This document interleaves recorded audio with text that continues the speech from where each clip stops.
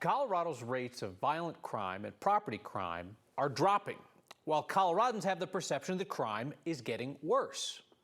Some of that is because there are groups with a vested interest in scaring people, either for political gain or, in the case of the TV news, to keep people watching out of fear. At the risk of not sufficiently scaring you into watching, our Steve Steger is going to look at the split between the perception of crime and the reality. In Denver, it looks like the violent crime and property crime both fell in 2023 relative to 2022. Crime rates across Colorado fell last year. State crime data shows violent crime was the lowest it's been in the last 3 years. The murder rate in the state, the lowest in the last 4. Yet polls have shown crime continues to be a big concern for people statewide.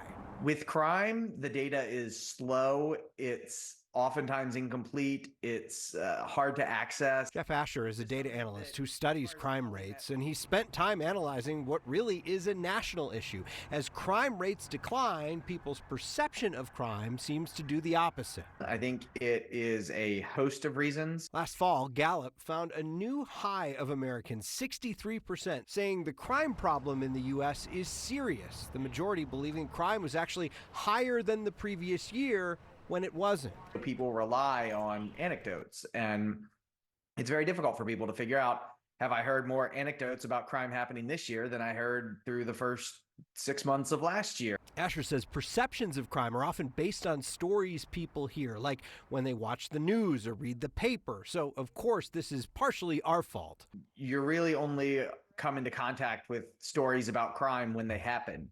I don't think you guys are doing many stories of, hey, there were no auto thefts yesterday, or there wasn't a murder yesterday. But social media also has an outsized impact. You don't often hear stories of successful package deliveries on Nextdoor, but the second someone steals a package from a porch, the video is shared widely.